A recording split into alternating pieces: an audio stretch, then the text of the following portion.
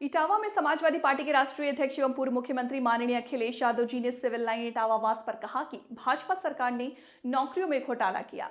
High court में खुलासा हुआ कि कापियां तक बदल दी गई हैं। अपने लोगों को नौकरियों में एडजस्ट करने की घोटाला करते हैं। सिफाई मेडिकल कॉलेज में एक भी कोचिंग के बच्चों को बड़े पैमाने पर नौकरी कैसे मिल गई। सिफाई के साथ लखनऊ के अन्य मेडिकल संस्थानों में भी यही हुआ।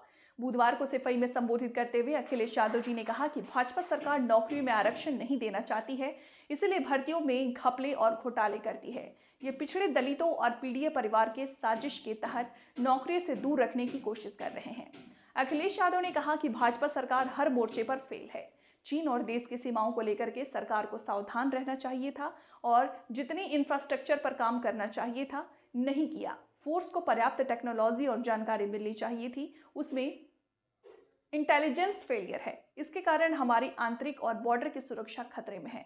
चीन के सवाल पर सरकार झूठ बोलती है। सुनने में आ रहा है कि काफी जमीन कब्जा हो गई है।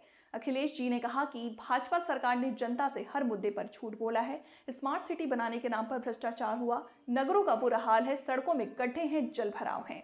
गड्ढों के कारण आए दिन दुर्घटनाएं हो रही हैं, गाड़ियां नहीं चल पा रही हैं। इतने बड़े पैमाने पे बच्चों को नौकरी कैसे मिल गई? न केवल सैफई मेडिकल कॉलेज यूनिवर्सिटी में, बल्कि लखनऊ में, पीजीआई में।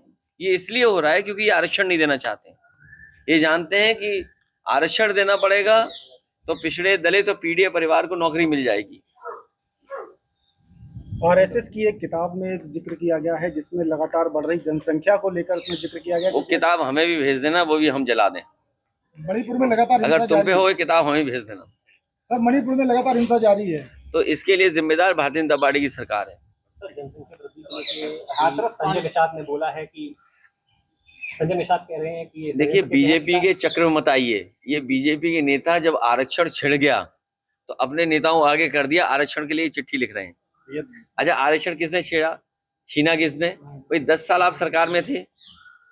तो इसलिए बीजेपी की चाल से बचना, बीजेपी के अपने ही नेताओं को आगे कर देंगे और आपको गुमराह करेंगे, आपका साथ ले लेंगे।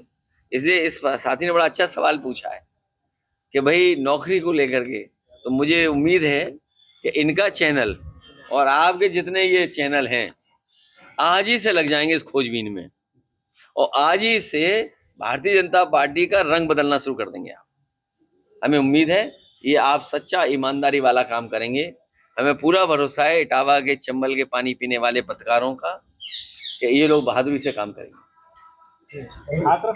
जांच हो रही है एसआईटी के, तो मायावती ने सवाल उठाया। नहीं, इसमें सरकार ने खुद स्वीकार कर लिया है कि सरकार की नाकामी रही, इसीलिए उन्हें अपने अधिकारियों के खिलाफ कार्रवाई करनी पड़ी। जो लोग दूसरों पे आरोप लगाना चाहते थे, इन अधिकारियों पे जो कार्रवाई हुई है उससे साबित हो गया है कि ये उन्हीं की नाकामी थी, सरकार का मिसमैनेजमेंट था।